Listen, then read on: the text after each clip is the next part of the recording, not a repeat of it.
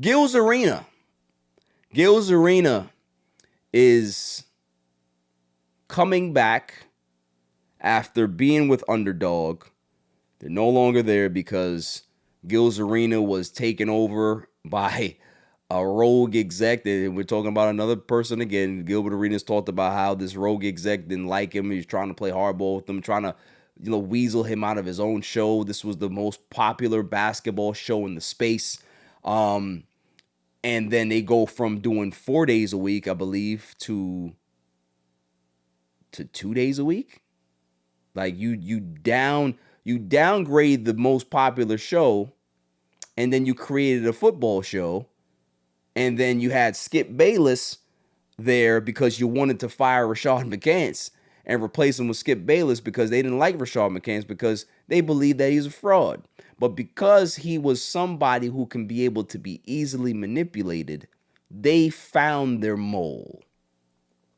And that's the whole story, is that Gilbert Arenas, the negotiations broke down. He was just like, all right, cool, I'm going to just let my contract run out. But look, they're in my basement. They got to move. They got to figure it out because now it's a bigger issue. Josiah was like, yo, I'm going with you, Gil. So I'm going to quit before my contract is up because at the end of the day, like, you built this, you gave me the opportunity, and I'm going to ride or die with my man. Same thing with Nick Young. With Kenya Martin, just a good soldier, but, he tried to just do his job. I think his contract is ending in September, I believe. Same thing with Brandon Jennings. So they're not going to be a part of the new show. But is Cemetery Larry going to be a part of the show? Is Rashad McCants going to be a part of the show? Absolutely not. And the reason why he's not going to be a part of the show is, again, hubris. When people run that line of arrogance and confidence, boy, that can get you in trouble. Gilbert Arenas gave Rashad McCants the opportunity to be able to be a contrarian on that show. On that show. Before that, nobody gave a fuck about Rashad McCants. All people knew about Rashad McCants was a dude that flamed out in the NBA, talented, but because of his attitude and because he burned so many bridges at North Carolina, no matter where he went, nobody cared about him. He wasn't doing anything. Why would anybody want to listen to me, Gil? I don't have a platform. I don't have a voice. Nobody's going to listen to me. Don't worry, bro. I got you. And Gil gave him that platform to become Cemetery Larry, to be able to be the contrarian on the show, the yin to the yang. And it worked. People hated Rashad McCants, but they loved the dynamic between McCants and Gil. It worked for a while until it didn't. Because at the end of the day, that last season, Gilbert Arenas was not there because he knew that the time was up. Negotiations was going on. He's trying to negotiate for everybody while you're negotiating against him. So you're playing, again, you got a dude that's trying to go against the house and get the money for the team. You're the one that's helping the house. You're betting on the house. So you become the house nigga. So you thought that Underdog, was going to use you and you were going to be the next star of the show. You were going to be the next big star. You were going to have your own show. You were going to go ahead and do your thing. You didn't need Gil anymore. I take it from here.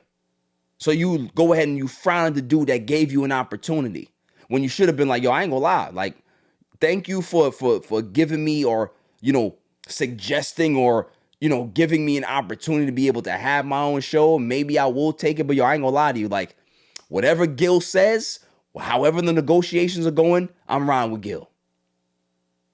I'm Team Gil.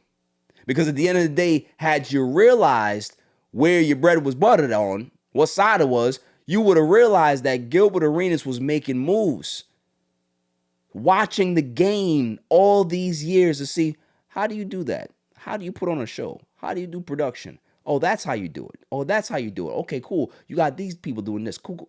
So he's already putting the pieces together, and you could have been a part of that, but you got so caught up and the bright lights and having the megaphone and creating your character, because you said that it's a character. It's not really you. You got so caught up in the character of Cemetery Larry that you lost yourself. You thought that you were bigger than the program, when the program is the dude that gave you the opportunity in the first place. So what did Gil say? Listen, yeah, that I ain't got no smoke with him. I ain't got no beef with him. But yeah, that played a part in me, not having him a part of the situation. Now, granted, I don't have an issue if he came and apologized and all of that stuff. We can be able to hash it out. But I don't know if Josiah is going to want to do it, because Josiah still got him. There's still a little, beef there, if you want to say that, because that time where Rashad McCants had his Cemetery Larry day and said, nah, I don't want Gil on the show. I don't want Josiah on the show. I don't want nobody on the show. I'm going to bring in my own team. I'm bringing my own people. I'm going to host the show. Oh, okay, cool. So you're going to go ahead and go kick the host off of the show, where the host is the one that makes sure that everything runs smoothly and be able to give you layups like Steve Nash and be able to make you look as best as possible, because that's what Josiah does. But you decide that you thought that you were bigger than the program. And what ended up happening in the end? They fired everybody. So now you're just going on platforms and shows, and now you're looking for an opportunity. I'm sure you probably thought about making your own platform, but do you honestly believe that your platform is going to succeed by yourself? See, there's a difference between being a star and being a role player when the stars are out. You can be able to hold the fort down for a game or two, but once the defense starts to realize that there's no cavalry coming and you're the guy they got to go ahead and pinpoint and isolate, oh, those role players look very, very, very below average, don't they? You know what it is to be able to carry a show? You know what it is to be able to do research and be able to have nuanced conversations and find the why? Instead of just having the basic, front end, surface level nonsense content or takes that Rashad McCants normally has. I tell people all the time, you got people who play basketball that don't know shit about basketball. They just are good at playing basketball, and that's what they continue to do, but they don't know the game. There's people that have never played basketball at a high level and know way more fucking basketball than Rashad McCants. You know why? Because that's why he's no longer in the league. That's why he flushed out, because people realize that everything about him is just surface level. There's no nuance there. There's no layers. He created a character because he's always wanted to be the main character, not realizing he's a fucking role player. So I can't wait to see who Gil has outside of Nick Young, Josiah. I want to see what the what the cast looks like. It's going to be a good show because Gil is an entertainer. Gil knows his stuff. Gil does his research. Gil does his homework. Gil never comes into a conversation without having nuance about that conversation, about that topic. He understands it. He studies it. He studies the game. He's not just somebody that just wakes up out of bed and thinks, oh, I'm going to just do my contrarian thing. Like, it doesn't even matter if it makes sense because, it's funny. Nah, it gets old. And just like Kenya Martin said, I like you, dog. I think you're a good dude, but your act is old. Your shtick is old. And if the dudes on the couch see that, everybody else sees it too. So hopefully you can be a house nigga for somebody else. See how that works for Skip. See what happened when Skip doesn't have the big machine behind him? No one wants to fucking listen to him anymore. And all of those LeBron takes that he has now, you should see it. It's so sad watching him on Twitter, continuing trying to run the LeBron good old hits again, and it doesn't hit anymore because you don't have the megaphone that you had anymore. You're not at ESPN, you're not at Fox, you don't have the big platform anymore that people give a fuck about. So as much as I respect Skip, you go ahead and go take the road that Skip takes. See where it takes you. It won't be a road that you like. At least Skip has had some monumental highlights, and he's a godfather of the space in regards to debate.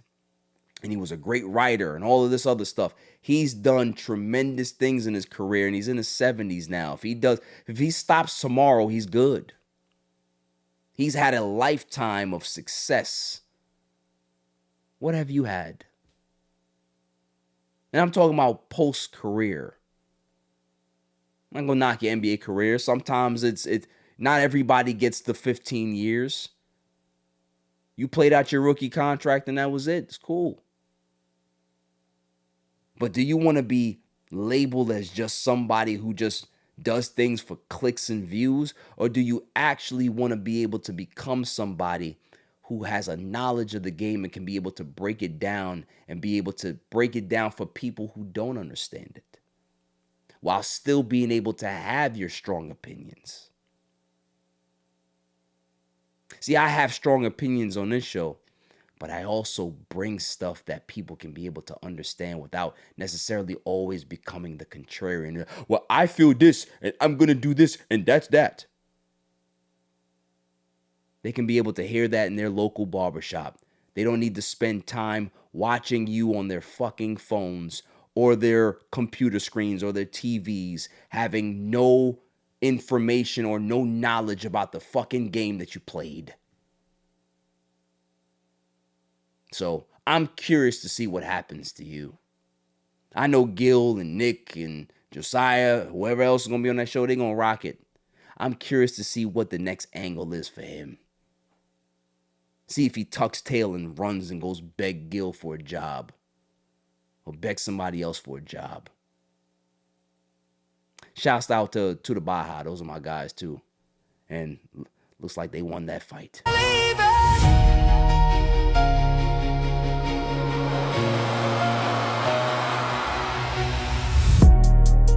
Every win, every loss, every second got a cost to be the boss. Late nights, pressure heavy, never fold. Championship mindset, heart made of purple and gold.